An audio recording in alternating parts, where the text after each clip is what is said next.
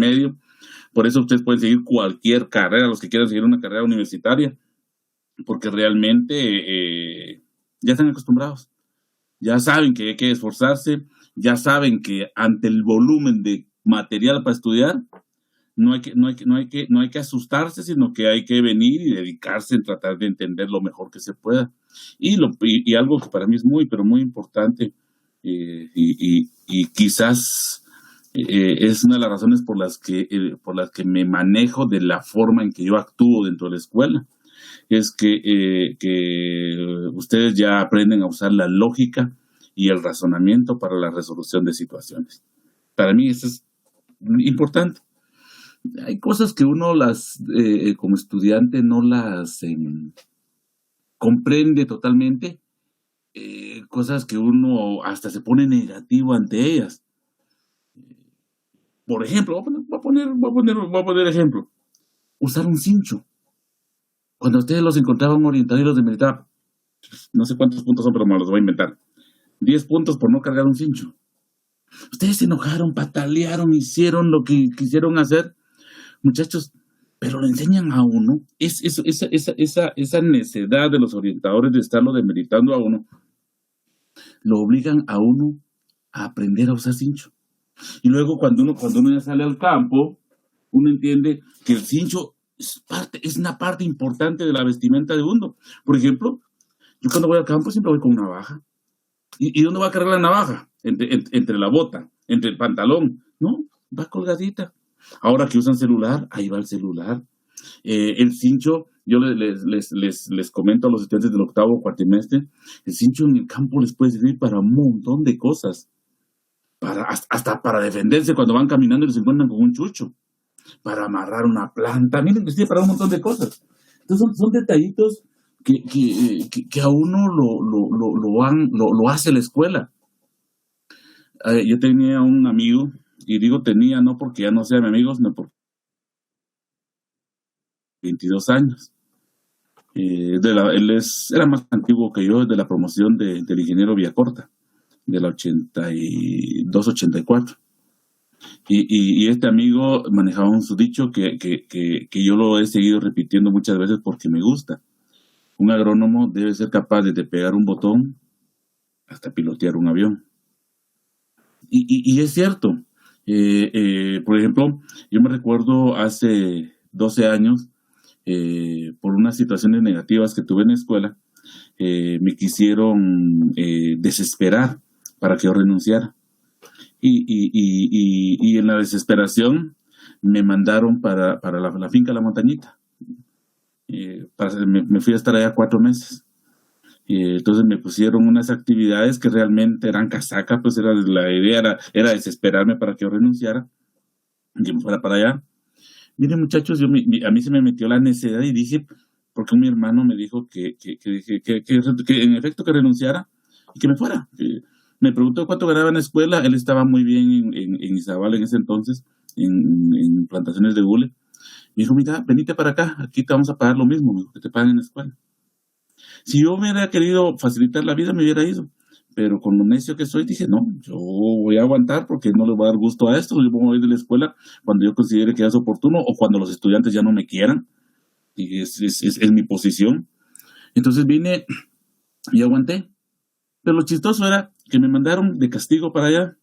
Cabal fue para la época del Mundial 2010. Me ven a mi tele, yo iba con viáticos, eran 1,050, creo, en ese entonces, ahora más, eran 1,050 de viáticos semanales los que tenían. Me tuvieron que dar vehículo. Salía de la escuela a las 6:30, 7 de la mañana, pasaba a Walmart, compraba cosas, las metía en una hielera, me iba para allá había una estufa, una refri, coloqué la tele, tuve que invertir en comprarme mi hamaca, y yo todos los días, mientras los catedráticos, todos sufriendo, porque es duro, así como ustedes se cansan, también uno se cansa mucho de estar calificando y estar preparando clases. Yo tranquilamente, ha sido el único mundial de fútbol que he logrado disfrutar. Colgué mi hamaquita, me ponía aquí a ver los partidos. A la hora de comer, miren qué comida las que me pegaba. Puchica. ¿Por qué? Según ellos, yo me iba a asustar, que quién me iba a dar de comer porque ya no había nadie que me diera de comer. Muchachos, uno no lo necesita porque uno aprende a ser independiente. Ustedes aprendieron. Pues ya con eso de que a la edad de 14, 15, 16 años hayan salido de su casa y se han ido para la escuela, los hace enfrentarse a un mundo donde ustedes están solos. Ya no está el papá, la mamá detrás de ustedes. Y eso es bien importante para la vida, pero voy a pasar lista mucha porque ya me estoy extendiendo. Wesley Ordóñez. Presente, ingeniero, buenas tardes. Buenas tardes, Wesley. Breuda. Breuda, ya se durmió Breuda.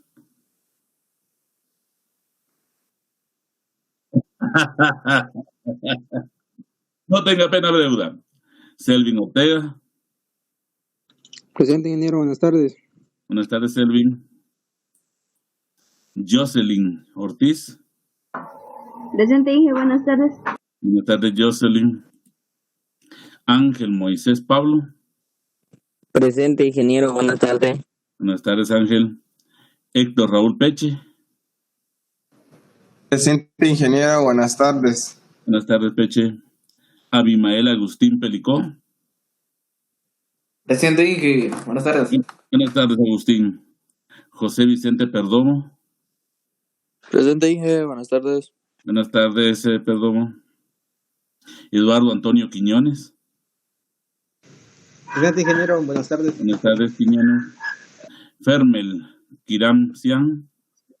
Presente, Inge, buenas tardes. Buenas tardes, Fermel. Y Jennifer Rojas. Presente, ingeniero, buenas tardes. Buenas tardes, Jennifer. Bueno, muchachos, entonces vamos a iniciar la última sesión. Y como les manifestaba a sus compañeros hoy en la mañana, espero, como es la última, espero que hayan logrado captar algo de los mensajes que les quise transmitir.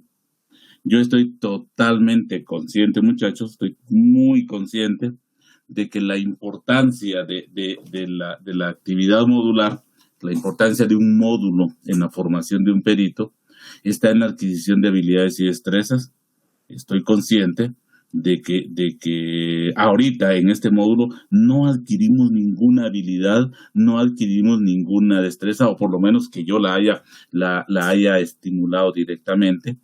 Entonces, sí comprendo la posición de muchos de ustedes de decir regresemos presencialmente a la escuela porque estamos perdiendo esto. Pero al final tenemos que comprender, muchachos, de que hay situaciones que nos hacen tomar ciertas decisiones en la vida. Y muchas veces esas decisiones no son las decisiones que nosotros inicialmente habíamos planteado, que nosotros inicialmente habíamos soñado. Yo les contaba. ¿Adelante? Disculpe, con una pregunta. Sí. Y en dado caso, si regresamos a la escuela, volveremos, ¿cómo así, tomar una retroalimentación del módulo de floricultura, no? No, la verdad no sé, porque eso depende del coordinador académico. Fíjate, perdón, te voy a decir lo que yo creo, y estoy pecando totalmente de ignorancia. Lo que yo creo es de que, en base a las últimas pláticas que hemos tenido, lo que yo creo es de que solo séptimo cuatrimestre va a tener actividad presencial parcial ahorita en este 2021. En este primer ciclo de 2021. O sea, primer cuatrimestre no creo que tenga actividad presencial. Cuarto cuatrimestre, tal vez, dependiendo de la pandemia, pero que no creo. Y les decía a los compañeros en la mañana, donde yo sí creo que todos tenemos que hacer un esfuerzo, es para que séptimo cuatrimestre regrese por lo menos a hacer prácticas y módulos en este cuatrimestre.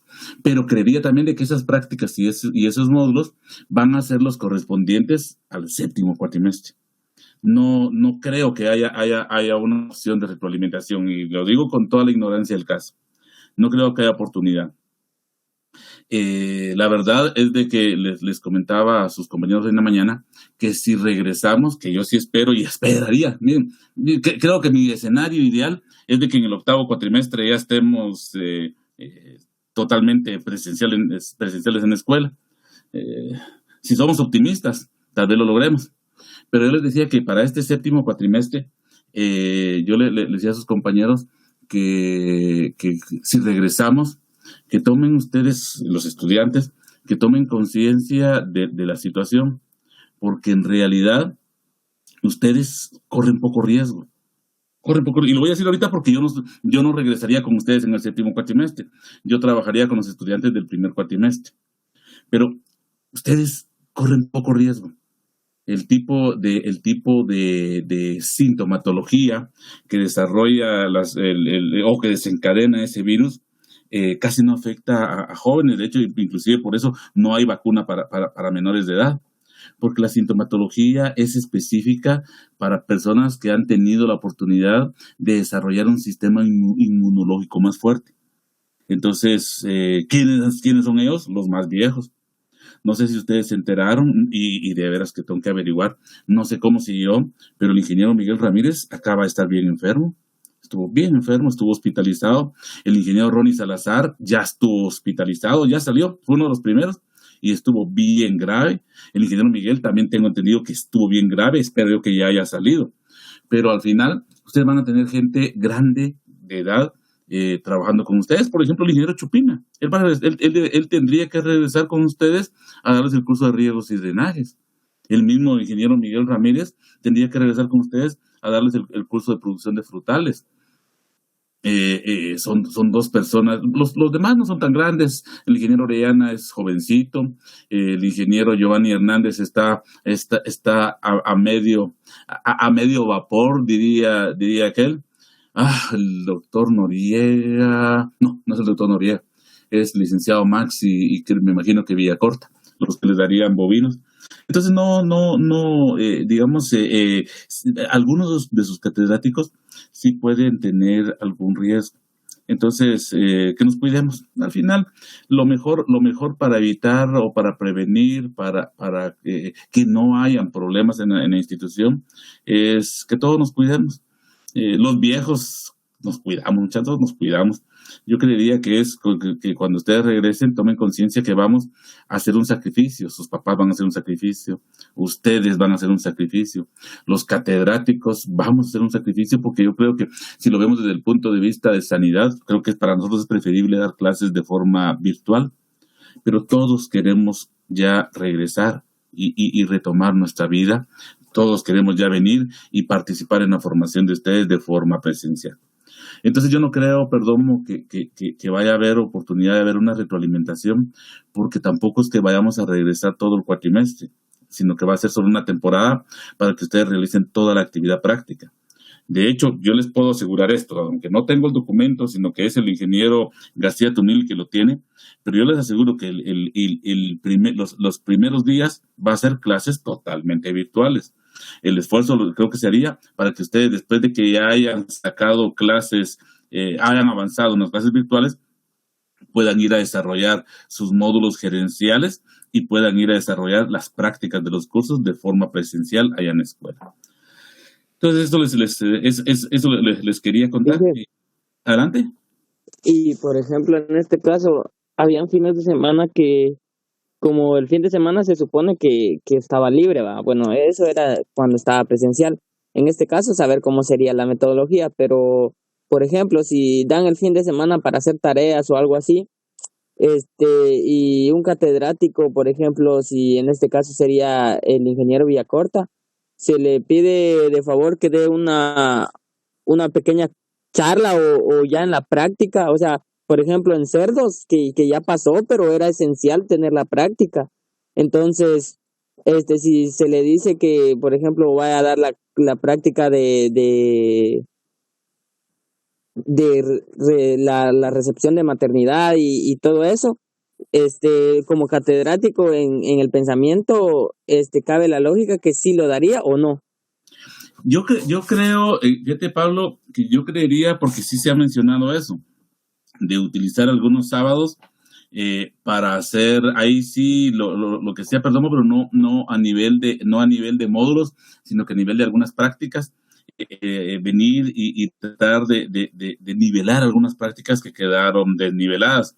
Por ejemplo, yo no sé, no me recuerdo ahorita qué es lo que ustedes llevan en el cuarto cuatrimestre, si es topografía o mecanización. Creo que es topografía. Mecanización. Mecanización, ok. Entonces, Los dos. ustedes como promoción nunca han entrado en teoritis como promoción. No tuvieron la oportunidad de agarrar un teoritis. Lo pudieron haber visto en videos y un montón de cosas, pero cositas como esas hay que ir a hacer todavía a la escuela. Entonces yo pensaría, yo estoy casi seguro de que, y más si existe la voluntad de ustedes, que algunos fines de semana algunos catedráticos sí estarían en la disposición de ir a darles determinadas prácticas para tratar de adquirir algún poco de habilidades y destrezas en algunas cuestiones que nos puedan ir quedando cojas. Creería que sí se va a dar. Pero hay que esperar. ¿Qué manda?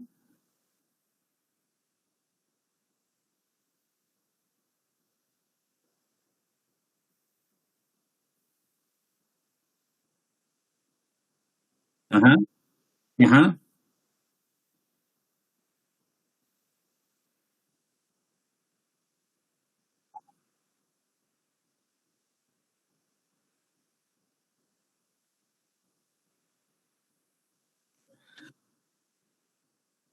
Sí, mire, al final se están creando los protocolos, puede ser una opción, aunque el virus es diferente. Lo que pasa es que dicen que es una simple gripe, pero no es así, no es que sea una simple gripe, es más, yo diría que es en determinados organismos, por ejemplo, en los cuerpos de ustedes, hasta es más suave que una gripe. Yo tenía unas gripes que a la gran chucha. No, es un virus diferente al virus de la influenza. Entonces, los anticuerpos que generaría uno a la hora de ponerse la vacuna de la influenza son diferentes a los anticuerpos que se requieren para el COVID, que de alguna forma sí ayudan, Breuda, sí ayuda. Y definitivamente habría que tomar todas esas medidas. Pero yo diría, tengamos fe que yo pensaría que despuesito de abril ya estemos pensando en que ustedes puedan llegar a la escuela a ir a terminar la formación del séptimo cuatrimestre y, como decía Pablo, probablemente alguna formación complementaria que hace falta de forma presencial. Tenemos que ver cómo le hacemos, porque también a los de segundo año, de alguna forma, hay que darles esa formación práctica que ellos casi que no la han tenido. El primer cuatrimestre, ustedes saben que es un primer cuatrimestre bastante teórico, y entonces no han tenido mucha formación práctica. Tenemos que ver cómo recuperamos, pero bueno, insisto, es lo que tenemos, muchachos. Todos creo que quisiéramos ir a la escuela y estar ya presenciales allá, pero muchas veces lo que uno quiere no se puede lograr, sino que hay que tener todos un esfuerzo por lograr lo mejor de esta situación. Adelante, perdón. Sí, con una pregunta. ¿Es posible que regresemos este 1 de marzo? No. Si me lo preguntas probabilísticamente, no creo. No creo que yo creería, si yo fuera el coordinador académico, yo lo que haría es avancemos un poco de la forma virtual mientras estamos más preparados, mientras le pedimos a Dios de que Villanueva y el país en general baje un poco sus índices, ahorita estamos en un anaranjado, pero estamos en el límite entre anaranjado y un rojo, que ya bajemos en ese límite de anaranjado, o inclusive imagínense qué lindo sería que estuviéramos en amarillo. Entonces, esa es la esperanza. Entonces, yo no creo que regresemos ahorita el 8, no es el 1, sino es el 8. No creo que regresemos el 8 de marzo, que es cuando iniciaría el cuatrimestre. Pero sí, nosotros los catedráticos todavía no sabemos nada, perdón, no nos han dicho nada. Pero hasta donde yo creo, solo ustedes van a regresar una temporada. Bueno, muchachos, comencemos con la actividad del día de hoy. La actividad del día de hoy, que es la última, es una actividad desde mi muy particular punto de vista, muy importante. Es el efecto de los factores climáticos en la producción de flores, follajes y ornamentales. Muchas veces yo no sé qué tanto lograron avanzar este cuatrimestre en su curso de estudio del agua y lograr ver el efecto de algunos factores del clima o la influencia que tiene el clima en la producción de flores, follajes y ornamentales, pero en realidad no tenemos muchos cursos que nos hablen de eso. Cuando hablamos de los factores climáticos o del clima, estamos hablando del conjunto de condiciones meteorológicas que inciden en las condiciones ambientales en determinado sitio. El conjunto de condiciones meteorológicas. Aquí existen varios elementos o factores que influyen para variar el clima de un lugar. En primer lugar, que voy a comenzar con uno de los facilitos, en primer lugar tenemos la temperatura. Creo que ya a la altura que vamos ahorita de nuestra formación como peritos agrónomos, entendemos que la temperatura es un factor que influye fuertemente en la producción. El control de este factor temperatura o de este elemento temperatura va a estar muy en función del nivel de tecnificación que tengamos en un cultivo. Si hablamos de la agricultura tradicional, generalmente la gente solo se preocupaba por saber se puede o no se puede producir un cultivo en función de la temperatura. Por ejemplo, si yo viviera en Tiquizate, yo no me atrevería a establecer una plantación de zanahoria allá o una plantación de papa. ¿Por qué? Porque en función de lo que he aprendido en la escuela, el nivel de temperatura,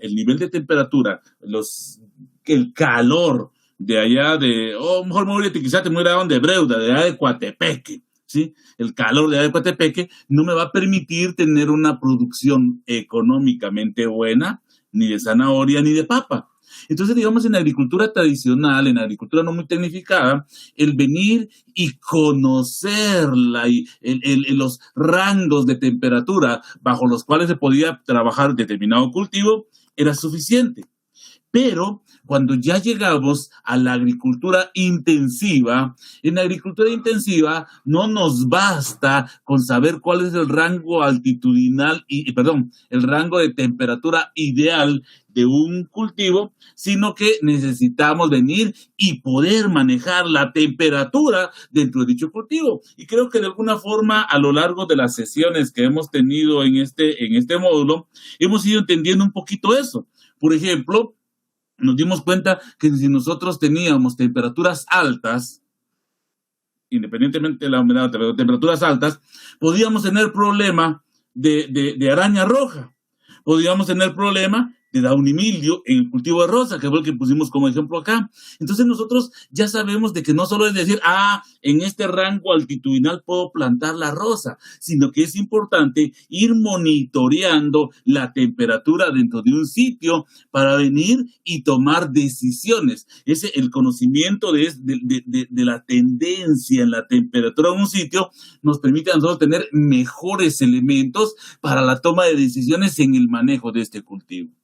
En ese sentido, la determinación de la temperatura diaria en un cultivo es una actividad muy importante. Ya no digamos si la producción se está haciendo bajo condiciones de invernadero. En ese sentido, si hablamos a nivel de invernadero, hay invernaderos que ya los están vendiendo totalmente automatizados. Un invernadero automatizado, entre otras cosas, porque no es la única característica importante, y eso lo vamos a ver si yo tengo la oportunidad de darles el curso de flores en el 8º cuatrimestre, pero en un invernadero automatizado dentro de los elementos que va a hacer que un invernadero sea automatizado es que es un invernadero que cuenta con una estación meteorológica interna que le permite a uno de forma computarizada llevar una mejor regulación de los factores climáticos. En este caso, la temperatura. Si es un invernadero automatizado, ya el invernadero trae sus propios termómetros que mandan toda la información a una computadora y en la computadora computadora la que determine tomar la acción A, la acción B, la acción C, si la temperatura está saliendo del rango altitudinal, o nos permite tomar la acción D, E o F si la temperatura está siendo muy baja. Pero un invernadero de ese tipo es un poquito caro. La generalidad de la producción agrícola en Guatemala todavía son pocos los invernaderos que llegan a ese nivel. Perdonen que me quedé pensando, pero es que la promoción que se graduó el año pasado en la gira esa es otra cosa que nos va a hacer falta, las giras. En la gira que se tuvo en el sexto cuatrimestre, visitaron unos invernaderos automatizados. Yo voy a ir el próximo miércoles a esa finca donde hay invernaderos automatizados, y voy a hacer una cosa, vamos a hacer un trato. Voy a hablar a esa finca si la pandemia lo permite. Si la pandemia lo permite, les voy a solicitar de que cuando estemos en el octavo cuatrimestre me permitan llevarlos a ustedes un sábado. Vamos y venimos ese mismo día, pero sí tienen que conocer los invernaderos automatizados si la pandemia lo permite. Sí, la pandemia lo permite. Pero vamos, si estamos en la escuela en el octavo, ahí me recuerdan, muchachos, yo el miércoles voy a hablar con esta gente. Ok, pero la mayoría de invernaderos no son automatizados. La mayoría de invernaderos, si se invierte en invernaderos, déjenme sacar una calculadora. Por 10,000. Estamos hablando de que si vamos a colocar un invernadero regularón en cuanto a tecnificación, y para una hectárea de invernadero necesitamos invertir entre 1,000,000 a 1,250,000 quetzales, solo de infraestructura, solo de la construcción del invernadero, más de 1,000,000 de quetzales. Entonces, si vamos a invertir esa cantidad de plata, yo creo que debemos de aprovecharla. En los invernaderos, generalmente, se acostumbra a colocar termómetros de este tipo. Yo tengo mi termómetro que ya se me quebró, pero ahí lo tengo. Si estamos presencialmente en el octavo, cuando estemos llevando clases, yo se lo voy a llevar para que por lo menos lo vean. No sé si en algunas, por ejemplo, en consulados, donde tenemos los invernaderos más caros, tienen este tipo de termómetros. Yo he pedido para el área de Flores y no me han comprado. Pero estos termómetros son termómetros que se utilizan para el monitoreo de la temperatura en invernaderos. Se pueden utilizar también en cultivos al aire libre, solo que hay que tener cuidado donde se coloca para que no nos dé lecturas falsas. No hay que colocarlo totalmente expuesto al sol, ni colocado en donde pasen corrientes de aire extrañas, porque entonces nos va a marcar temperaturas que no son reales. Bien colocado, este termómetro es de mucha utilidad. Se le llama temperatura de máximas y mínimas porque en todo momento el termómetro nos va a dar 3 lecturas de temperatura. Si ustedes notan, este termómetro, yo le estoy hablando de tres lecturas de temperatura, pero si ustedes notan, este termómetro trae 2 escalas. Esta que es la escala para las temperaturas mínimas y esta que es la escala para las temperaturas máximas. Y si ustedes se dan cuenta también acá en la fotografía, la dirección en la que está la escala de temperaturas mínimas es totalmente contraria, es totalmente a la inversa de cómo está la escala en el termómetro o en la parte donde se hacen las lecturas de máximas temperaturas.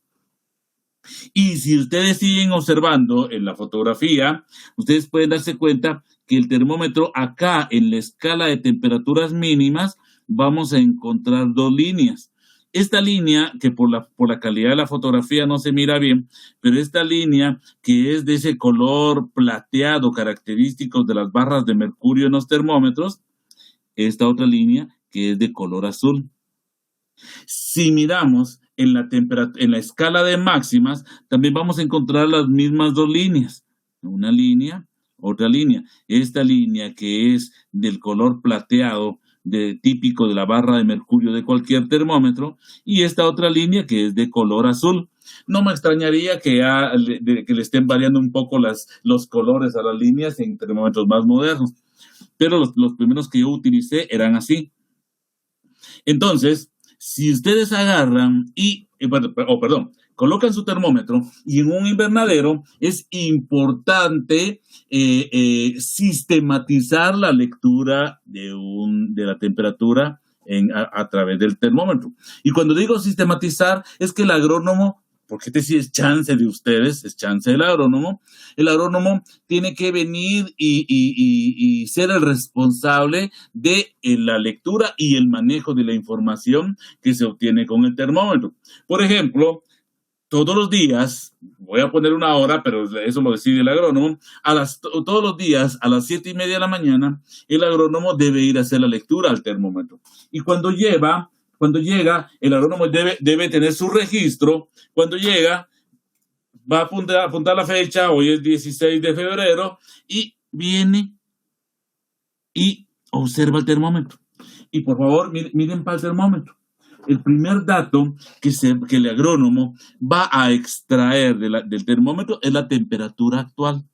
¿Sí? La temperatura actual en ambas escalas se mide en la barra que está en la parte de abajo.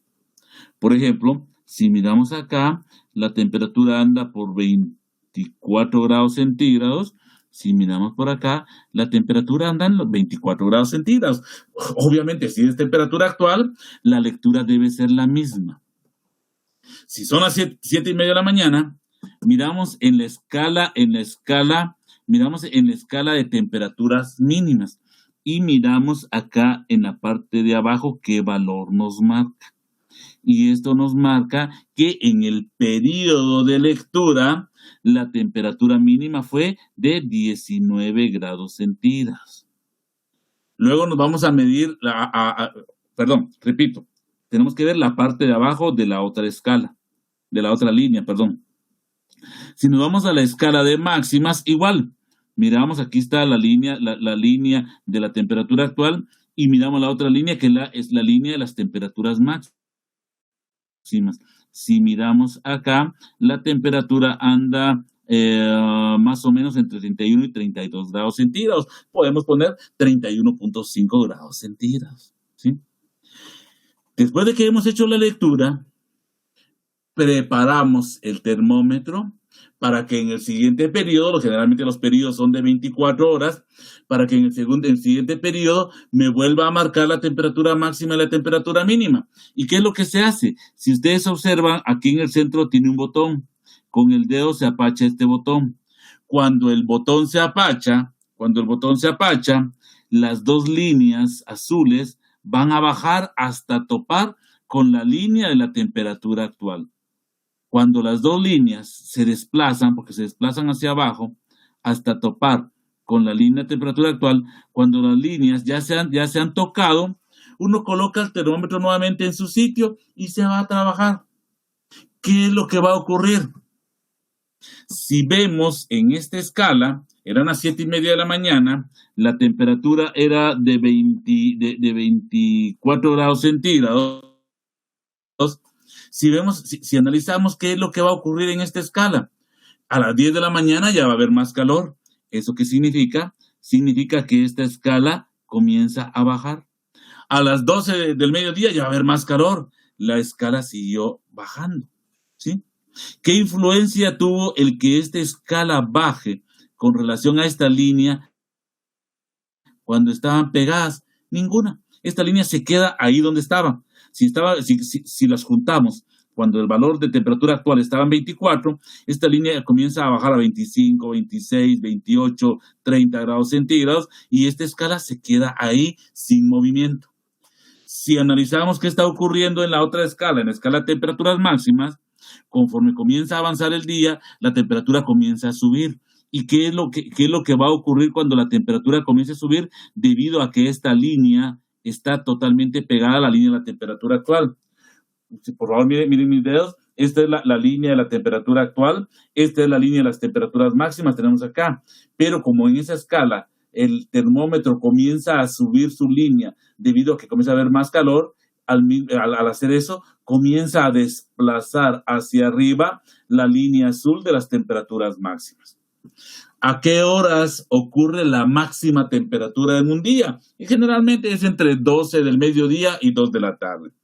Entonces, ¿qué va a pasar? Cuando se llegue a la temperatura máxima, esta línea se va a desplazar hasta donde esta línea la desplace. Repito, esta línea se va a ver desplazada hasta donde esta línea la desplace. Entonces la comienza a desplazar y desplazar y desplazar. Asumamos que la temperatura máxima se obtuvo a las 13 horas con 45 minutos, que es la hora a la que va a comenzar el partido del Barcelona con el Paris Saint-Germain.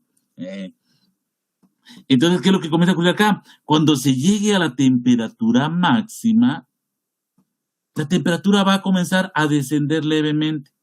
Pongamos que llegó a 32 grados centígrados.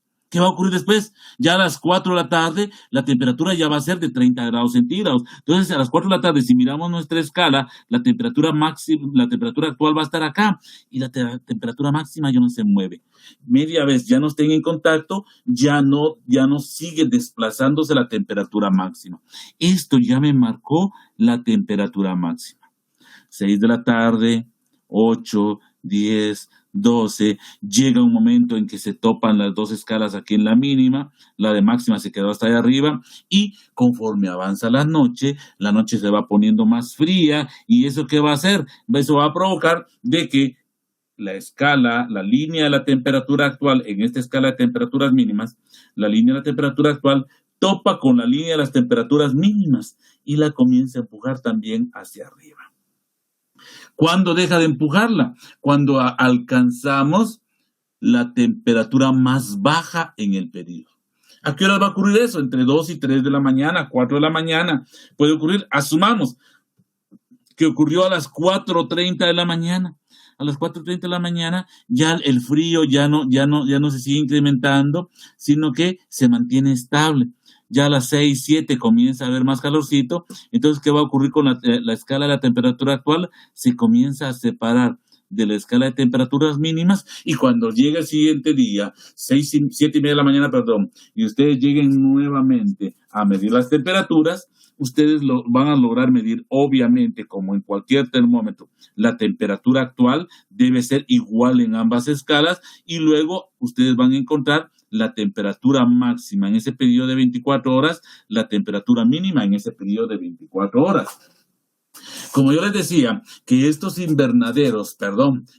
termómetros se colocan en invernaderos que no son automatizados, esa información que ustedes tienen les permite tomar decisiones. Por ejemplo, si ustedes dicen, voy a usar esta escala que está acá y un cultivo X en un invernadero. Ustedes saben que la temperatura máxima permitida por un cultivo es de 30 grados centígrados y que la temperatura mínima permitida es de 20 grados centígrados. Ustedes tienen ya ese dato. Si la temperatura se pasa de 30 grados centígrados, su cultivo fisiológicamente se va a ver afectado. Si la temperatura mínima baja de los 20 grados centígrados, su cultivo fisiológicamente se va a ver afectado. Entonces, ¿cuál es la primera información que ustedes obtienen? La primera información que ustedes obtienen es que durante el periodo las temperaturas están ascendiendo por arriba de los 30 grados centígrados. Entonces ustedes dicen, momentito, señor. Si la temperatura asciende por los 30 grados centígrados, yo tengo que tomar medidas cuando la temperatura llegue a 28 grados centígrados. Entonces dicen, ok, ahorita la temperatura está a 24 grados centígrados, más o menos al mediodía la temperatura va a llegar a los 32 grados centígrados que me marca como temperatura máxima en ese periodo. Entonces a las 10 voy a revisar otra vez cómo va el invernadero, el termómetro. A las 10 llegan a ver nuevamente y si su temperatura ya va cerca de los 28 grados, ustedes toman la decisión de venir y permitir que en el invernadero, bajo cualquiera de los mecanismos que existen, se puedan bajar las temperaturas. Por ejemplo, Por ejemplo, ustedes pueden venir y levantar cortinas, deciden levantar cortinas a esa hora, o deciden colocar un poco de sistema de riego por nebulización o por microaspersión aérea para bajar temperaturas. No sé, ustedes vienen y tienen que tomar acciones. Pero si ustedes tienen este mismo rango de 20 a 30 grados centígrados y en el periodo máximo la temperatura máxima apenas llegó a 28 grados centígrados, ustedes dicen, no, ok, todavía no hay peligro, que el cultivo, yo hasta mañana voy a volver a ver el termómetro, porque las temperaturas máximas en el día todavía no alcanzan a superar la temperatura máxima permitida por el cultivo.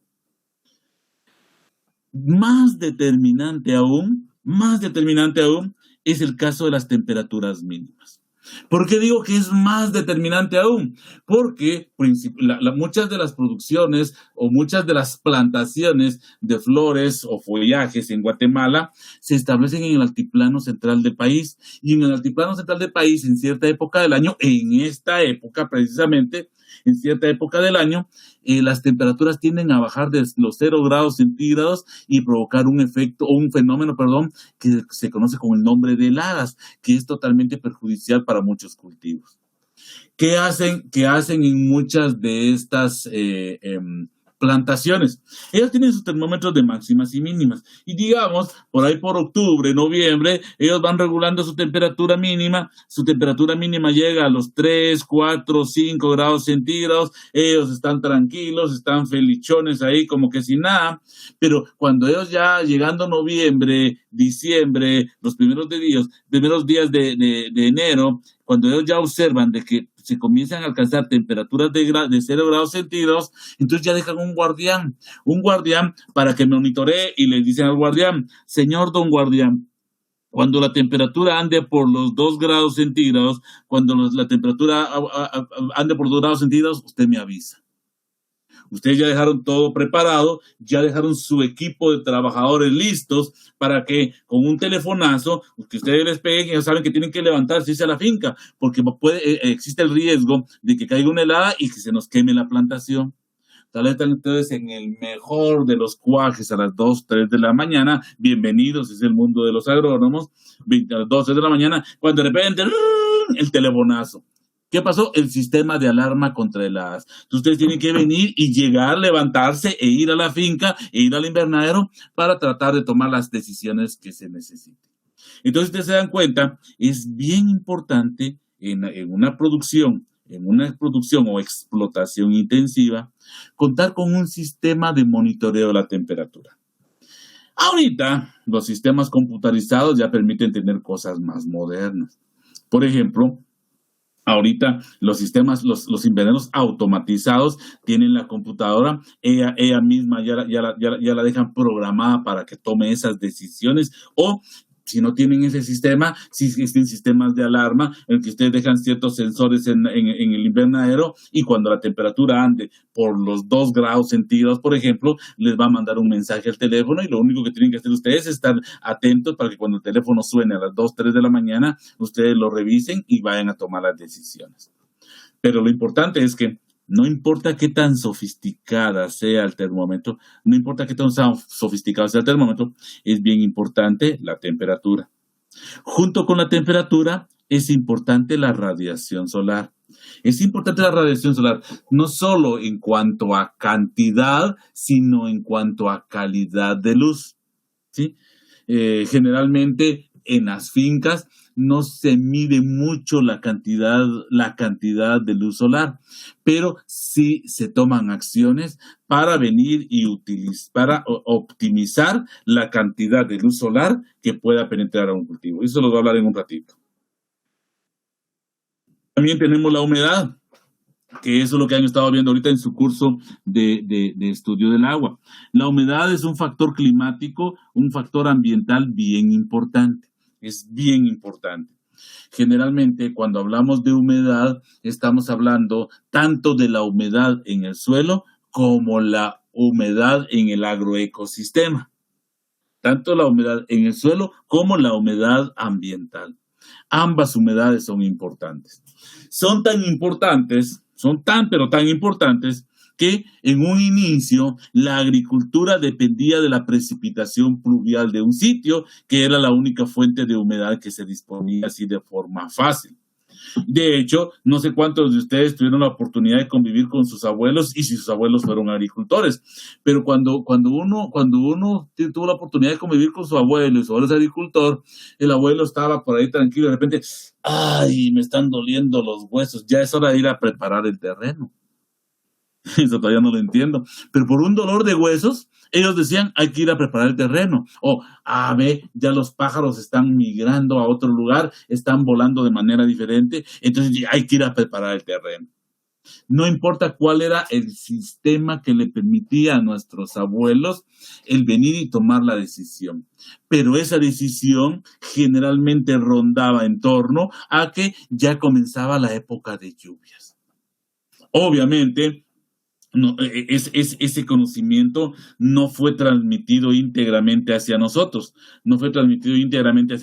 y no solo eso, sino que ahorita nosotros hemos provocado, los humanos, no nosotros sino que los humanos, hemos provocado un daño tan grande al planeta que el descontrol que hemos provocado a través del calentamiento global ya permite de que esas predicciones no sean tan precisas.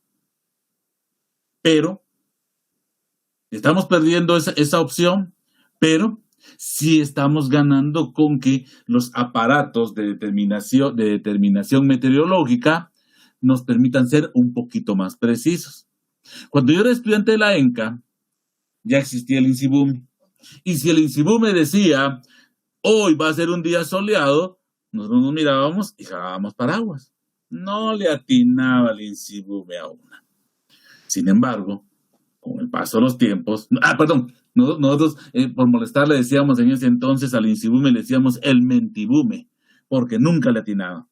Pero con el paso del tiempo, el INSIBUME se ha ido actualizando, el INSIBUME se ha ido tecnificando, y ahora a mí sí porque uno decía, oír la predicción de los gringos, eso le atinan, los del INSIBUME nada que ver. Ahora no, muchachos, las predicciones que el INSIBUME hace tienen un buen nivel de precisión. El INSIBUME ahora ya no es mentibume, ya tiene un mejor nivel de precisión.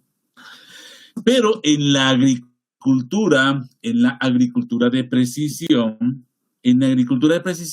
no se necesita o no se tiene la dependencia de la precipitación. Es más, en la agricultura de precisión, la humedad se maneja de forma independiente a la precipitación. En estos sistemas de precisión, en esta agricultura de precisión, sí es importante la precipitación, pero no para abastecer inmediatamente de agua a los cultivos, sino que es importante para cosechar y almacenar agua. Todos los sistemas modernos de producción generalmente tienen su propio sistema de colecta del agua de lluvia, la conducción de esa agua de lluvia hacia ciertos depósitos y el almacenamiento para después su utilización en todas las actividades agrícolas.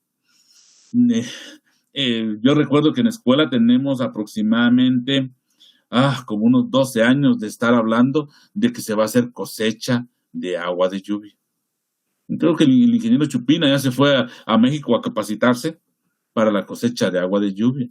Y por alguna razón, que yo estoy seguro que no tiene nada que ver con el ingeniero Chupina, sino con las decisiones que las autoridades toman ahí en la escuela, por alguna razón, todavía no tenemos un sistema eficiente. No tenemos un sistema. De hecho, en la escuela estamos en pañales, ni menos que eso, en cuanto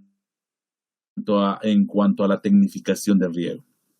Pero lo importante ahorita que les quiero comentar es que ya mientras más de precisión sea la agricultura, menos dependencia directa se va a tener de la precipitación para adicionar el agua que un cultivo requiere y se necesita tener un mayor control de humedad. Por ejemplo, no les hablé de esto,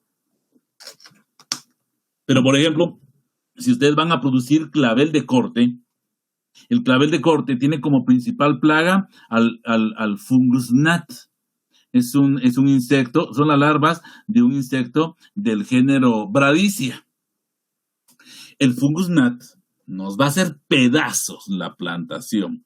El fungus gnat nos va a hacer pedazos la plantación si la humedad del suelo es alta. Entonces el productor de clavel sabe que hay que regar, pero no en exceso. El problema del agrónomo es que cuando echamos agua empapamos, ¿no? Él si empapa tiene el problema de fungus gnat. Y también sabe que no puede bajar mucho su nivel de humedad, porque entonces tiene los problemas hídricos de estrés hídrico, que ustedes aprendieron en su curso de estudio del agua. Un productor de clavel dianthus sabe que la humedad del suelo tiene que andar entre un 30 y 40%. Entonces no podemos depender del INSIBUME para que nos diga cuánto va a llover, porque ellos ya se producen bajo invernaderos, están aislados de la precipitación y la humedad la adicionan ellas. El problema es cuánto adicionar. Para esta agricultura de precisión, generalmente ya existen estos aparatos que les permiten medir la humedad ambiental y los tensiómetros que permiten medir la humedad del suelo. De hecho, este higrómetro, o más bien dicho, este termohigrómetro, porque mide temperatura y mide humedad, nos permite conocer la humedad ambiental. Y el tensiómetro, que me imagino que ustedes lo estuvieron viendo bastante en su curso de estudio del agua, nos permite ver la humedad a nivel de suelo. En la producción de flores y follajes, he logrado ver que actualmente venden en el mercado, no lo he podido ver en escuela, sino que lo he visto en otros lugares, he visto que venden unos aparatos y según me cuentan no son tan caros. Creo que hemos tomado malas decisiones en cuanto a la forma que invertimos en la escuela, porque yo siempre he dicho que es en eso donde tenemos que invertir para que ustedes aprendan a usar eso en segundo año. Pero estos cuates vienen y constantemente están midiendo la humedad del suelo. Y si la humedad del suelo llega abajo, está cerquita del 30%, dicen, ok, reguemos. Y comienzan a regar y siguen monitoreando. ¿Por qué? Porque la humedad no se les debe de pasar del 40% porque no tienen problemas con fungos. Al llegar al 38 o 39%, ok, dejemos de regar. No tienen un subprograma de riego calendarizado, sino que ellos van a regar en función de las necesidades del cultivo. Y si ustedes analizan lo que estoy diciendo, se darán cuenta de que la agricultura debería de ser más rentable. Quizás la temperatura y la humedad, la temperatura asociada a la radiación solar, la humedad que está asociada a la precipitación, son los factores climáticos que nosotros como agrónomos más consideramos.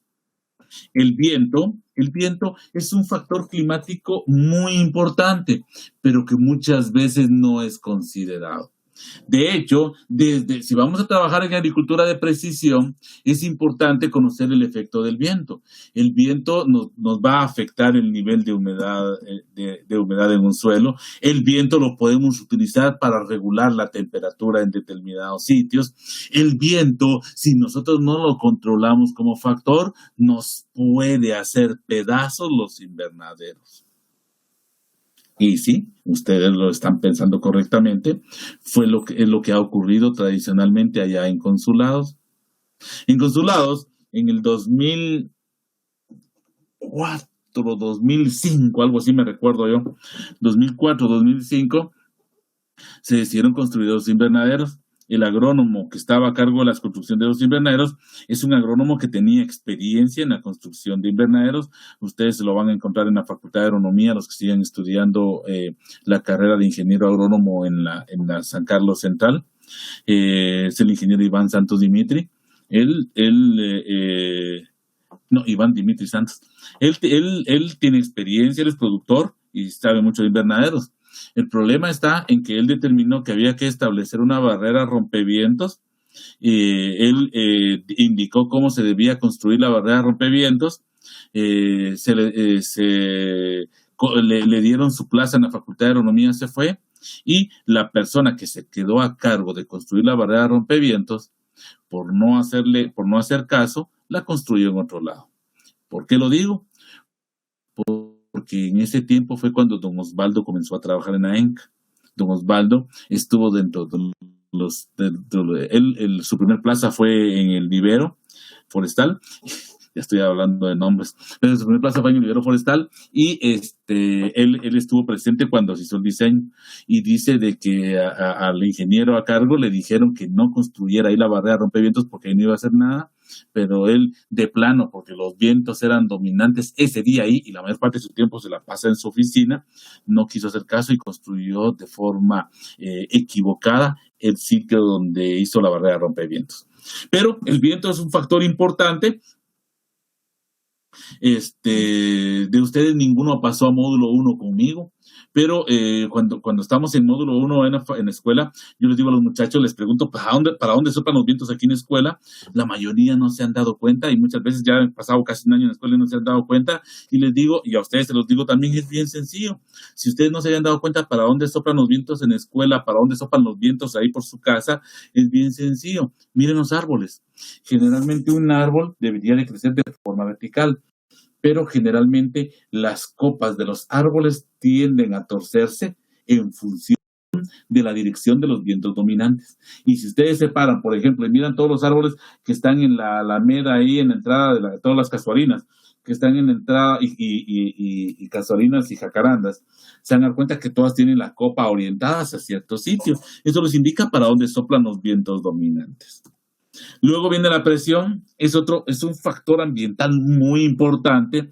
La presión tiene influencia directa sobre los niveles de precipitación. La presión tiene influencia directa sobre la temperatura de un sitio. Y sin embargo, como agrónomos, y eso lo digo yo también, como agrónomos, nosotros nunca consideramos la presión en un sitio para la toma de decisiones. Nosotros decimos, ¿cuántas atmósferas de presión habrán acá? No, en realidad no lo hacemos. Nosotros, como un sinónimo de la presión, porque también tiene relación directa, como un sinónimo de la presión, tomamos la altitud sobre el nivel del mar. Generalmente nosotros no tomamos la presión como un factor que nos va a determinar la toma de decisiones, sino que usamos un factor relacionado que es la altitud sobre el nivel del mar. Nosotros sabemos que a mayor altitud sobre el nivel del mar, menor presión va a haber en un sitio determinado. Para todo lo que estamos hablando, existen ya, para todas las variables meteorológicas, para todos los elementos que componen un clima, ya existen variables que nos permiten medirla y instrumentos para su determinación. Por ejemplo, decíamos la temperatura, es una variable que nos permite, una variable meteorológica, importante, y la temperatura la podemos medir con un termómetro, la presión con un barómetro, la precipitación con un pluviómetro, y así respectivamente. Aquí están. Esto se lo estoy colocando como un repaso de lo que me imagino que ustedes vieron en su curso de estudio del agua. Ahora bien, cuando hablamos de la voy a mover esto, pero mucha. Esto me cuesta, no sé si mi mouse ya no sirve. Ok, pero sí me resultó fácil. Si nosotros miramos las últimas dos variables meteorológicas, las horas del sol y la radiación. Las horas del sol y la radiación. Estas dos variables meteorológicas son bien importantes. De hecho, cuando nosotros hablamos de los cultivos y nos recordamos, lo asociamos a lo visto, en la primera práctica o los primeros días del curso de biología general. Miren hasta dónde los estoy mandando ahorita. Cuando nosotros relacionamos lo visto en esa primera práctica de características de los seres vivos, esos primeros días del curso de biología, nos recordaremos que allí en el curso de biología, tanto en lo que nos hablaron nuestros profesores, como en la tarea de investigación número 1 que tuvimos que presentar, nos hablaron de que evolutivamente existen plantas heliófilas y plantas umbrófilas. Las plantas heliófilas son aquellas que se han desarrollado a pleno sol, no importa si es a campo abierto o bajo condiciones de invernadero, pero se desarrollan a pleno sol, y las plantas umbrófilas son aquellas que evolutivamente se adaptaron para vivir con cierto nivel de sombra. Acá, en estos casos, es bien importante conocer la radiación de un lugar y las horas sol que puedan haber en un cultivo. Y en función de la radiación, de la cantidad de radiación solar, nosotros tenemos clasificadas nuestras plantas en umbrófilas, en heliófilas, y las umbrófilas las tenemos en diferente nivel de tolerancia a la luz. Por ejemplo, algunas plantas, sabemos nosotros, son poco tolerantes a la luz, que requieren poca cantidad de luz para poder crecer. Por ejemplo, las hiedras, algunas palmeras, y por favor agreguen una que se me olvidó colocar acá, los potos. Potos también probablemente algunos de ustedes lo habrán escuchado como teléfonos. Si no las conocen, muchachos, con mostrar esta mi tablita voy a demostrar la necesidad de la práctica número 1 del curso de flores. Tenemos las hiedras, las palmeras, algunos potos. Son plantas que requieren poca cantidad de luz. Y cuando hablo de que las plantas requieren poca cantidad de luz, estoy hablando de que estas plantas, para su óptimo crecimiento, van a requerir que la luz se filtre. Van a requerir que apenas pase un 20% de luz o menos. Tenemos plantas que requieren luz no muy intensa. O sea, requieren mayor cantidad de luz que estas, pero que no sea muy intensa. Por ejemplo, las azaleas, las bromeliáceas. No sé si ustedes ubican las bromeliáceas. Quizás la bromeliácea más común es la piña, pero no estoy hablando de la piña, sino que estoy hablando de las bromeliáceas ornamentales. Para que ustedes se comiencen a familiarizar con las bromeliáceas, que las vamos a ver en la práctica número 1 de flores y las vamos a ver también en el curso de flores, pero para que ustedes se comiencen a familiarizar con las bromeliáceas, cuando ustedes han tenido la oportunidad de ir a un centro comercial, por ejemplo, ahorita el fin de semana, que me imagino se los llevaron a comer a algún sitio por el Día del Cariño, si va uno a los centros comerciales, en los centros comerciales uno encuentra kioscos donde venden orquídeas y le ponen algún nombre de orquídeas, algún nombre relacionado con orquídeas. Y cuando ustedes llegan a ver ahí, muchachos, la menor cantidad de especies que se tienen ahí son orquídeas. La mayor cantidad generalmente son bromeliáceas. De hecho, generalmente orquídeas solo tienen Phalaenopsis, así se llaman esas orquídeas, así es el género de esas orquídeas. Y luego tienen bromeliáceas, tienen guzmanias, tienen chimeas, tienen neoregelias, tienen, es mi favorita, las viesias, tienen inclusive algunas ananas ornamentales. O sea, bromeliáceas es un campo bastante grande, pero que no se le ha hecho mucha publicidad, y por eso, a pesar de que muchos sí las conocen, muchos sí las han visto, no se identifican bajo el nombre de este grupo no taxonómico. O puede ser taxonómico porque es el nombre de la familia, pero en la familia hay más plantas. Este grupo que el humano ha creado en cuanto a nombre. Los helechos, como por ejemplo el helecho de Boston. El ficus lo tengo acá, no porque sea una planta estricta en cuanto a luz no muy intensa. El ficus lo pueden establecer ustedes en luz no muy intensa, lo pueden establecer ustedes en bastante luz, aunque no le pegue el sol, y lo pueden establecer a pleno sol. El comportamiento en cada uno de esos tres ambientes puede ser un poco diferentes. Los filodendros, por ejemplo, la mano de león, hortensia y la flor de Pascua. Hay plantas que son totalmente heliófilas, como por ejemplo las petunias, los geranios. El clavel hibiscus es el clavel ornamental, el clavel de flor grandota. El clavel dianthus es el clavel de corte.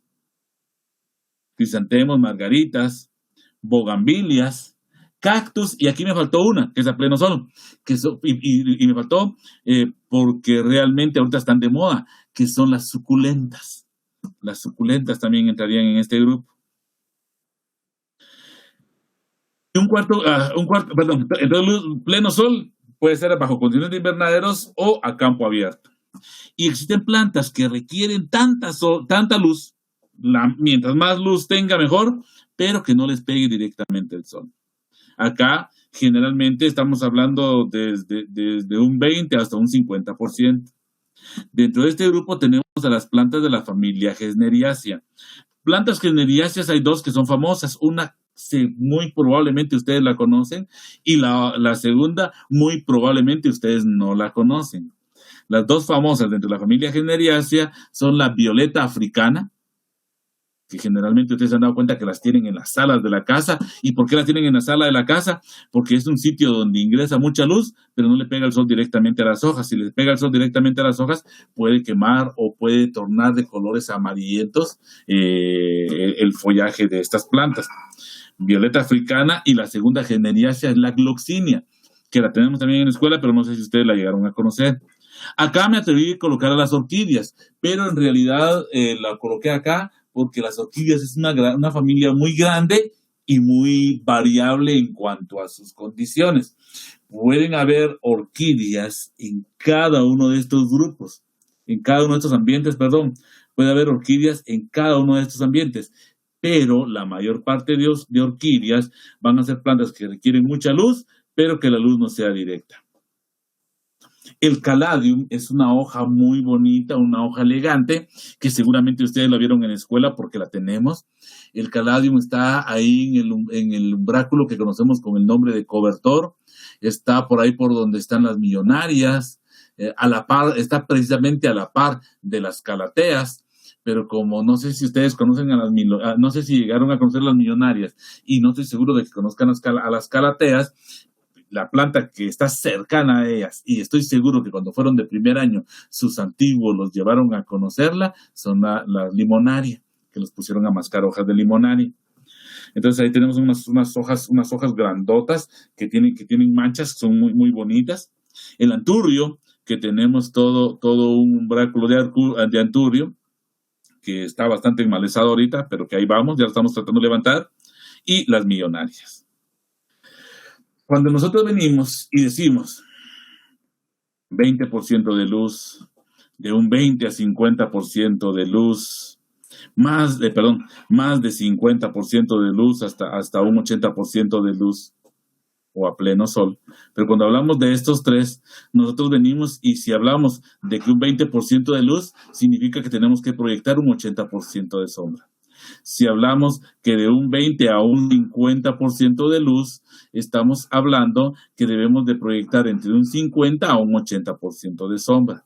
Si hablamos de que debe tener más de 50% de luz, significa que debemos de proyectar menos del 50% de sombra. ¿Cómo hacemos para reducir la cantidad de luz que ingresa? ¿Cómo hacemos para de que haya más sombra en un cultivo? Generalmente para esto se utiliza una malla que se conoce con el nombre de sarán.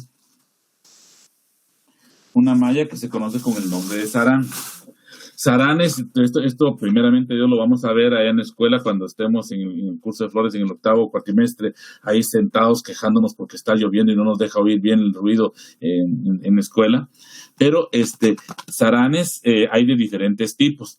Si ustedes ven el sarán que estoy moviendo ahorita, es un sarán que tiene poros más grandes. ¿Eso qué significa? Que este sarán permite mayor cantidad de paso de luz que este sarán que estoy moviendo ahorita, que es el de mi mano izquierda, que es un sarán que tiene agujeros más pequeños y por lo tanto deja pasar menor cantidad de luz. Generalmente los saranes los compramos nosotros. Yo les voy a hablar de cuáles son los requerimientos que ustedes tienen para calcular la cantidad de sarán y pedir el sarán que ustedes necesitan para cubrir un cultivo, pero los van a vender en función del calibre. Y el calibre, el número que tenga el calibre, por ejemplo, este es un sarán calibre 70, esto que ustedes ven acá. El número que se le coloca en el calibre del sarán tiene que ver con el porcentaje de sombra que proyecta. Entonces, si ustedes ven acá, el sarán se utiliza para reducir la intensidad lumínica, el sarán se utiliza para reducir la cantidad de luz que va a penetrar o que va a llegar a un cultivo. Esto que ustedes ven acá es el cultivo de Aralia, Fatsia japonica. Es un follaje de corte para exportación que producimos en Guatemala. Miren el tamaño de la plantación. Esta plantación es de San José Pinula. Y si ustedes ven, aquí está el sarán. El sarán se coloca sobre una estructura, o el sarán es la parte que cubre una estructura que en su conjunto se conoce con el nombre de umbral. Ahora bien, en algunos cultivos, nosotros venimos y, por ejemplo, la Pascua, Esto que está acá es la Pascua, es la plantación. Esta plantación se llama Agroferns en San José Pinula. Esta plantación es Flora Tempisque, aquí en San Miguel Dueñas. Esta empresa se dedica a la producción de macetas de Pascua para Navidad. Si ustedes recuerdan la tablita que les presenté hace un rato y que cuando acabe el partido del Barcelona contra el Paris Saint-Germain se los va a subir a la plataforma.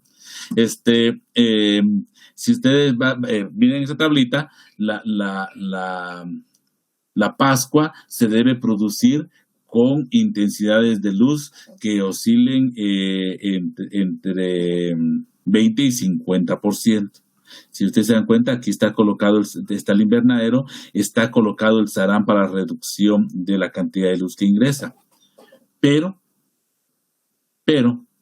en algunos cultivos es importante manejar la cantidad de horas que una planta va a estar expuesta a la luz. La cantidad de horas que una planta va a estar expuesta a la luz. Eso es diferente a la cantidad de luz que ingresa acá. Es la cantidad de horas. La cantidad de horas que un cultivo está expuesto a la luz. ¿Sí? A eso nosotros le conocemos con el nombre de fotoperíodo. La cantidad de horas que un cultivo está expuesto a la luz. Fotoperíodo. Cuando nosotros necesitamos alargar el fotoperíodo, o sea que la cantidad de horas luz en una plantación sea mayor que la cantidad de horas luz que naturalmente nos deja el sol o nos permite el sol, cuando nosotros queremos alargar el fotoperíodo, colocamos acá luz artificial. Ustedes pueden ver acá está la luz artificial. Los tips de cómo colocar esta luz artificial se los voy a dar en el curso de flores. Cuando nosotros queremos reducir el periodo de luz, o sea, queremos reducir el fotoperíodo, generalmente debajo del sarán se extiende un plástico negro y ese mismo plástico negro se baja por todas las paredes del invernadero. Pero no vayan a cometer ustedes el error que cometió un grupo de estudiantes hace muchos años en proyectos empresariales estudiantiles. Cuando estaban en el quinto y sexto cuatrimestre, quisieron producir flor de Pascua para Navidad, macetas de flor de Pascua para Navidad. Se les dio toda la técnica, no habían llevado el curso de flores, pero se les dio toda la técnica de cómo producir, solo que fallaron en un factor. Ellos querían reducir el fotoperíodo. ¿Qué tenían que hacer para reducir el fotoperíodo? Colocar plástico negro. Pero ese plástico negro tiene que ser móvil, se tiene que desplazar. ¿Por qué? Porque no podemos decir, ok, vamos a querer un fotoperíodo de 11 horas. Entonces, ¿qué hacen? Si quieren un fotoperíodo de 11 horas, lo que podrían hacer es oscurecer su ambiente a las 5 de la tarde y desplazar el plástico para que penetre la luz a las 6 de la mañana. ¿Sí? Eso podrían hacer. Los nenes se iban a sus módulos o a sus prácticas, se les olvidaba ir a coger el plástico. Varias veces llegué yo a ver sus Pascuas, eran las 9 de la mañana y esto era aquí adentro, como había plástico negro, era un calor y una humedad increíble, un sitio idóneo para el aparecimiento de Erwinia. De hecho, les cayó Erwinia. Entonces, si uno quiere modificar el fotoperíodo, uno puede cubrir esto con plástico.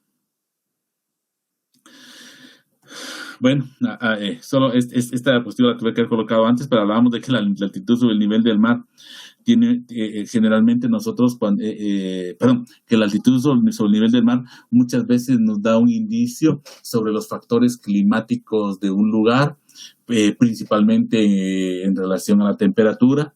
A mayor altitud sobre el nivel del mar, menor va a ser la temperatura de un sitio, tal y como ustedes lo pueden ver en esta gráfica. Yo les decía que, por ejemplo, aquí en Villanueva, en Bárcena, no tenemos un clima idóneo para la producción de rosa, y ya que para producir rosa nos tenemos que desplazar a sitios que estén al menos a 1.700 metros sobre el nivel del mar. 1.700 es un poquito más arriba que esto. O sea, ¿qué es lo que necesitamos? Bastante frío para eso. Pero no es que se adapte, digamos, como característica de los seres vivos, todos nos podemos adaptar, solo que generalmente no vamos a ser tan rendidores, no vamos a ser seres vivos tan eficientes como cuando estamos en nuestro rango altitudinal ideal. O sea, en la escuela tenemos rosa, la tenemos para que ustedes le lleguen a meter mano, pero económicamente no es rentable. ¿Por qué? Tenemos mayor incidencia de trips. Nuestra calidad, la calidad de nuestro producto no es tan bueno. Entonces ya con eso nosotros ya tenemos problemas, tenemos mayor problema de araña, tenemos mucho problema de mildio polvoriento. ¿Pero por qué? Porque la rosa la rosa, ustedes allá en Coatepeque, Breuda, usted puede sembrar rosa. Allá hay un calor de la gran diabla. Si usted tiene un su rosal, lo puede cuidar bastante y puede producir rosas, pero no me va a construir ahí una plantación de rosas porque definitivamente no va a lograr alcanzar la calidad. O por ejemplo, el café, ya que es un cultivo que tal vez un poquito más común para todos. Ustedes saben que allá en Coatepeque, yo sigo, insisto, con la tierra de Breuda porque sé de dónde es, pero que allá en Coatepeque hay bastante café y mucha gente que produce café. La producción de café de ellos es alta, pero no logran la calidad, por ejemplo, que se logra en Antigua. ¿Por qué?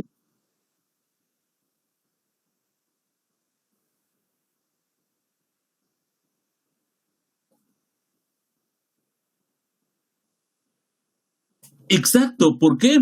Porque ustedes están ubicados a un nivel altitudinal más bajo que lo que pueden estar en esos otros sitios.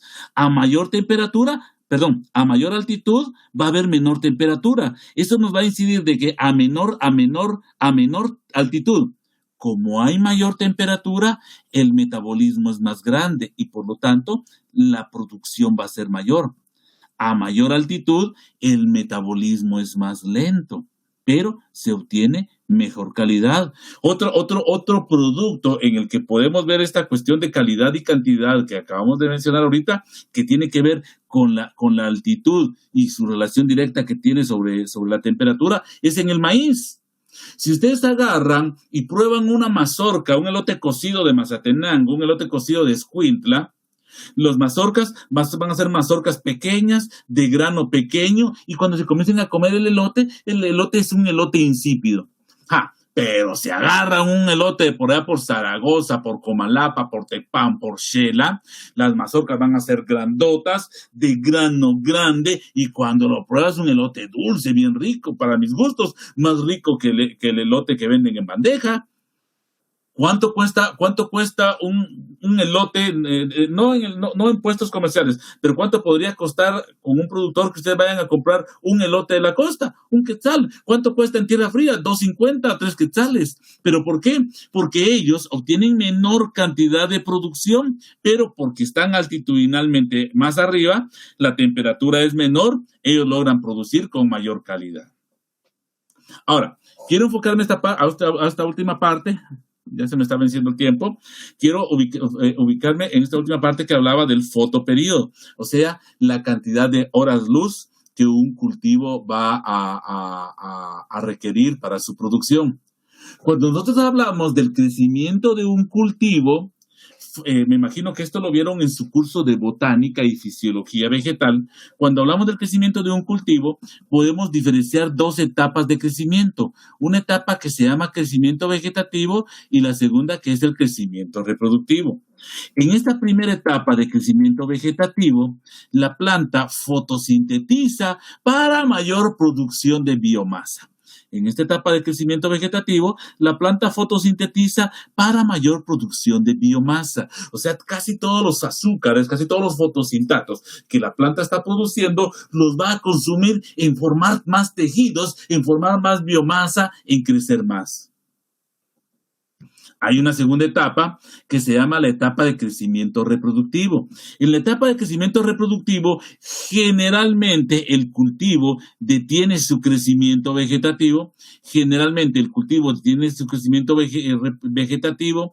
y comienza a utilizar los pocos carbohidratos que se producen en la fotosíntesis, más todos los carbohidratos que la planta tiene almacenados, los comienza a utilizar la planta en la producción de la flor y con ello la producción de los verticilos reproductivos, la producción de la semilla, la producción de la fruta, la dispersión de esa semilla. Esta es la etapa del crecimiento reproductivo. Pero hay algo importante. Acá los fotosintatos, la mayor cantidad de carbohidratos que se producen en la fotosíntesis, los va a utilizar para la producción de biomasa. Acá, los pocos fotosintatos que va a estar produciendo a través de fotosíntesis, más todos los carbohidratos almacenados, los va a utilizar para la floración, producción de semilla, fruta y dispersión de la semilla. Pero, ¿de dónde, en qué momento la planta almacenó carbohidratos? ¿En qué momento la planta almacenó carbohidratos requeridos para el crecimiento reproductivo? En esta etapa, el nivel de almacenamiento es mucho. Es como que yo les dijera, muchachos, guarden dinero y compren con lo que ustedes les dan a sus papás los fines de semana, guarden dinero y al final de año se compran un carro. Ustedes dirán, pues, tal vez de juguete. ¿Por qué? Porque no creo que alguien, su papá le esté dando tanto dinero. Puede ser que sí, yo estoy equivocado, no conozco la vida de cada uno de ustedes, pero en la mayoría no creo que su papá les dé tanto dinero para que puedan venir y después utilizarlo en comprar un carro. Igual ocurre acá. La cantidad de fotosintatos, la planta los va a utilizar en la formación de biomasa. Entonces va a ser muy poco lo que va a almacenar. Pero acá, la planta necesita, en la etapa de crecimiento reproductivo, la planta necesita muchos carbohidratos y esos carbohidratos los tiene almacenados para poder venir y formar sus flores, semillas y frutos. Entonces, entre la etapa de crecimiento vegetativo y entre la etapa de crecimiento reproductivo, o sea, en esta flecha que está acá, entre la etapa de crecimiento vegetativo y la etapa de crecimiento reproductivo, va a ocurrir un periodo que se conoce con el nombre de inducción floral. En ese periodo de inducción floral, la planta frena su crecimiento vegetativo,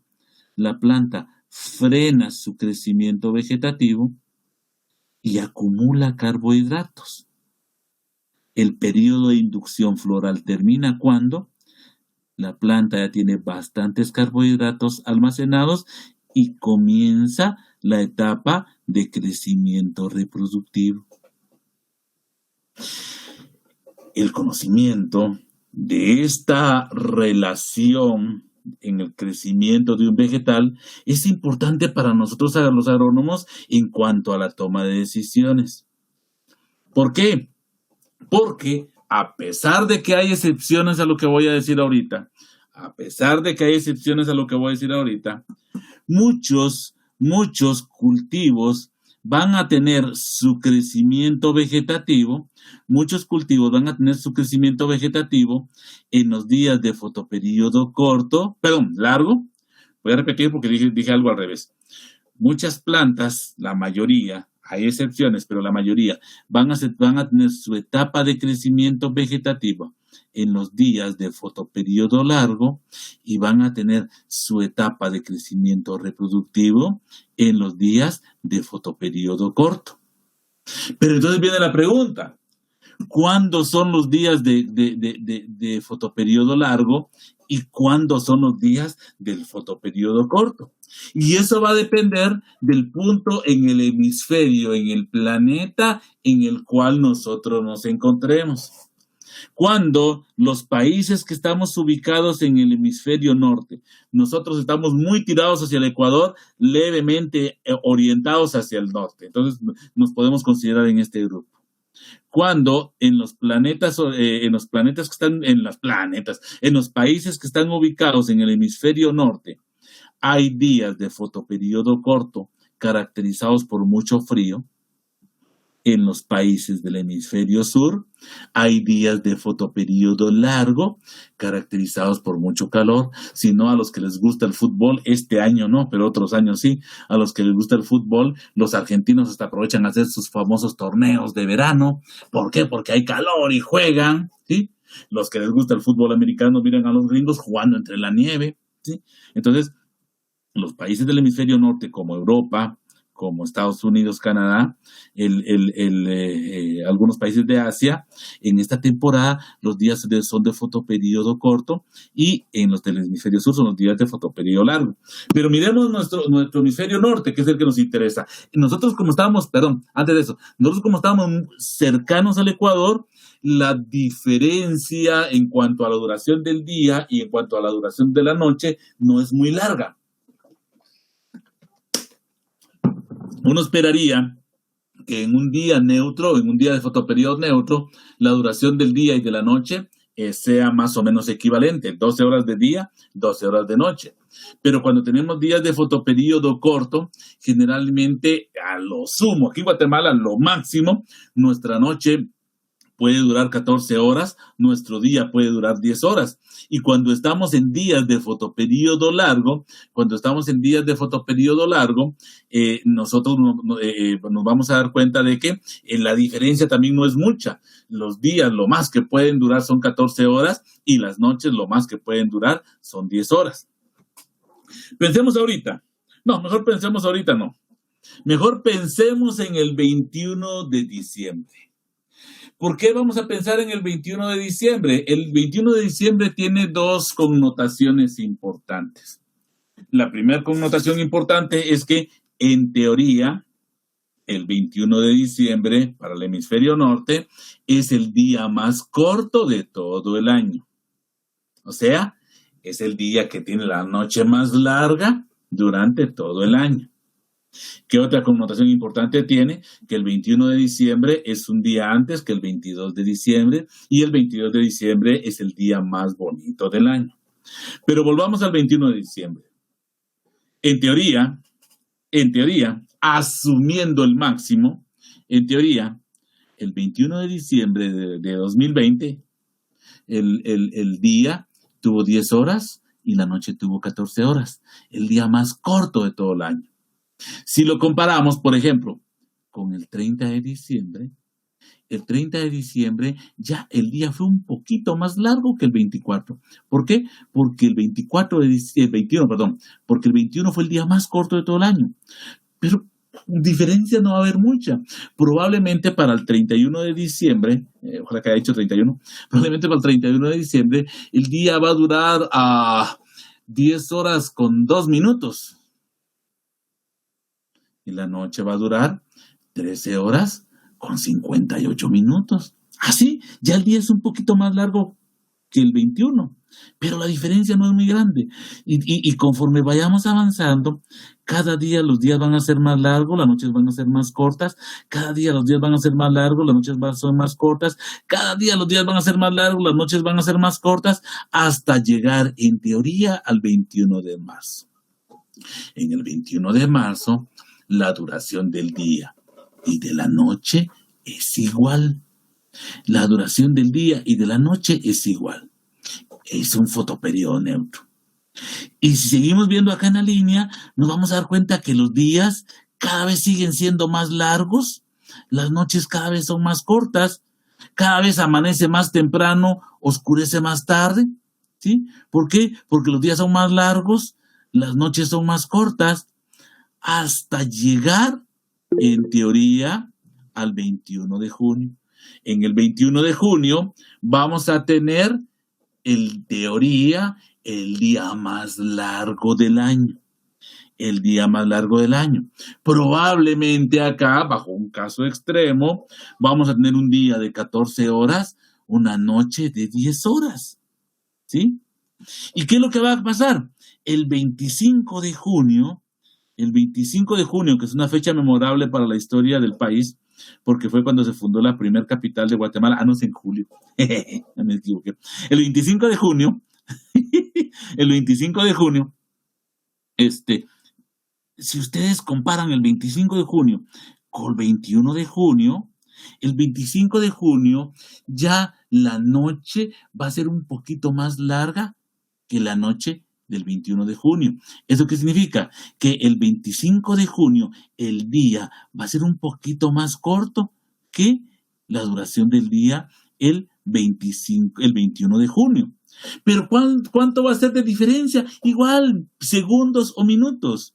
Pero a partir del 21 de junio, conforme se comienza a desplazar uno en esta línea, cada vez los días van a ser van a comenzar a ser más cortos. Se acuerda que aquí los días cada vez eran más largos. Aquí cada vez los días van a ser más cortos, las noches van a ser más largas. Pero si lo vemos por acá, ¿cuánto es acá? Pongamos que es el 20 de julio. Al 25 de julio, porque para mencionar la fundación de la primera capital de Guatemala. El 25 de julio. El 25 de julio ya el día ya es mucho más corto que lo que era el 21, la noche es mucho más larga que era el 21, pero todavía la duración del día es mayor a la duración de la noche. Los días, conforme sigue avanzando el tiempo, van siendo más cortos, las noches van siendo más largas, hasta llegar al 21 de septiembre. En el 21 de septiembre va a ocurrir nuevamente un día de fotoperiodo neutro. En teoría, en el 21 de septiembre, la duración del día y de la noche va a ser igual. Es un día neutro. Aquí seguimos con la que la duración de los días es más, cada día es más corta, la duración de la noche cada día es más larga.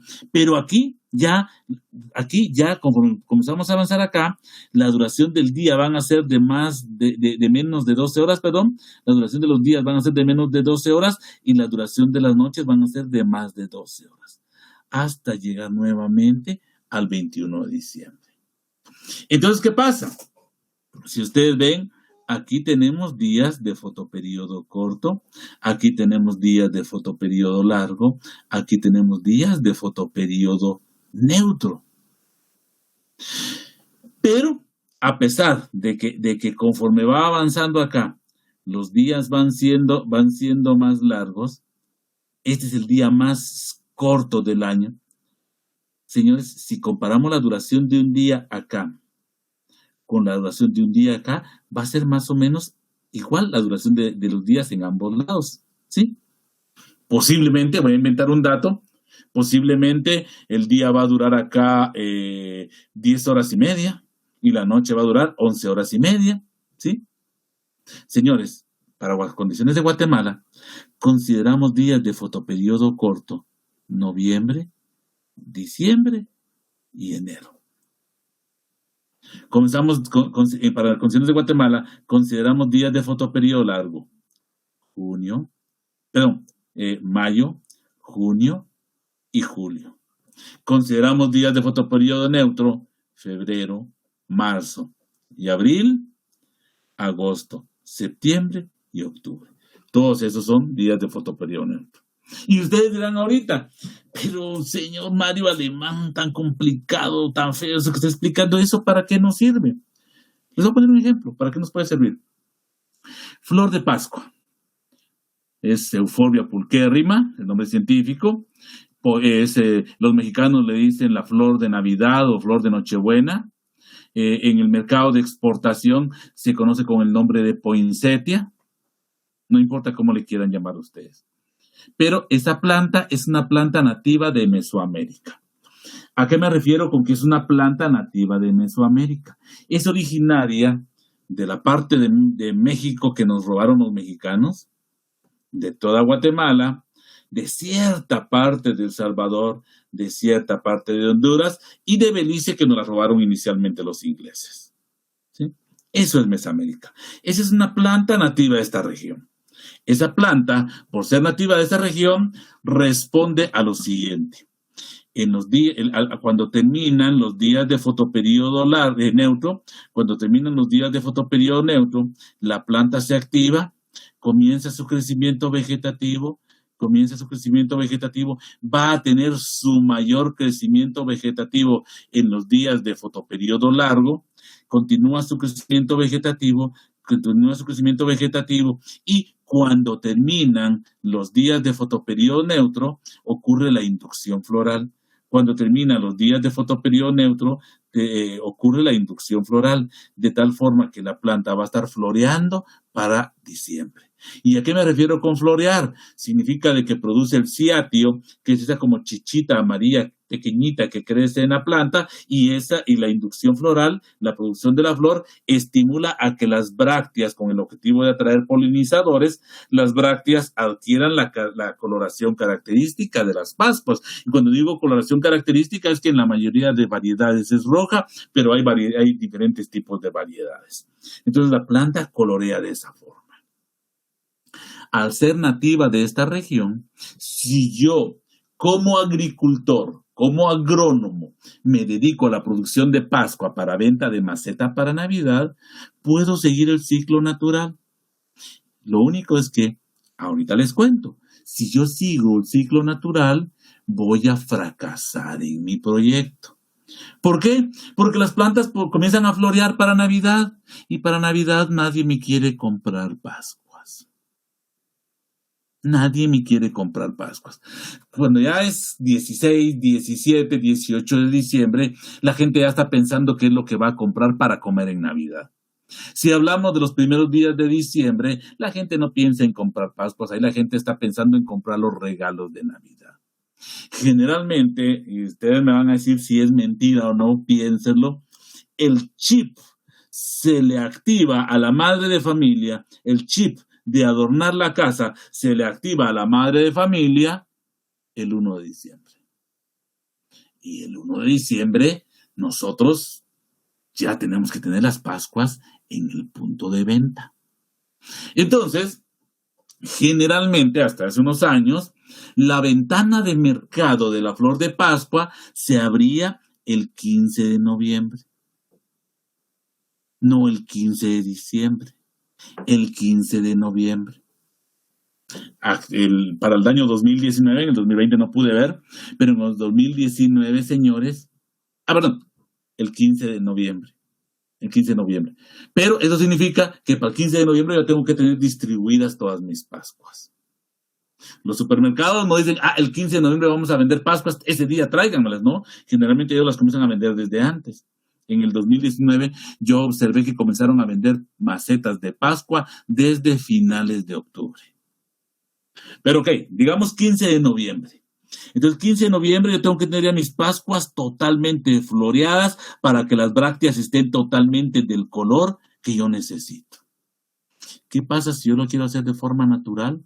Voy a fracasar. Entonces si yo como agrónomo voy a producir flor de Pascua, yo vengo y digo, ok, voy a iniciar la producción antes, pero la inducción floral es estimulada con la finalización de los días de fotoperiodo neutro, y la inducción floral es el periodo en el que la planta va a acumular carbohidratos.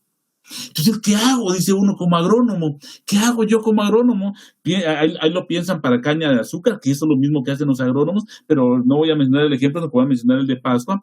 ¿Qué hago? Dice el agrónomo. Señores, sencillo. En Pascua ya descubrimos que nosotros bajo un buen manejo intensivo y al darle fotoperiodo largo a la planta, vamos a tener un buen crecimiento, la formación de buena biomasa, de un buen cuerpo en la planta, y luego, provocando la inducción floral, violentando la planta para que induzca, provocando la inducción floral, nosotros podemos tener macetas con buen cuerpo y perfectamente coloreadas para la época de la ventana de mercado, independientemente de cuando nos pida nuestro distribuidor que quiera las Pascuas. Las quiere el 15 de noviembre, perfecto. Las quiere el 1 de noviembre, perfecto. Las quiere el 15 de octubre, no hay problema. ¿Por qué? Porque yo voy a manejar fotoperiodo. ¿Cómo manejo fotoperiodo? Colocando luz artificial, que yo les voy a dar los tips. en la época de crecimiento vegetativo, pero yo tengo, lo importante acá no es eso, o sí es importante, pues eso lo vamos a ver más despacio.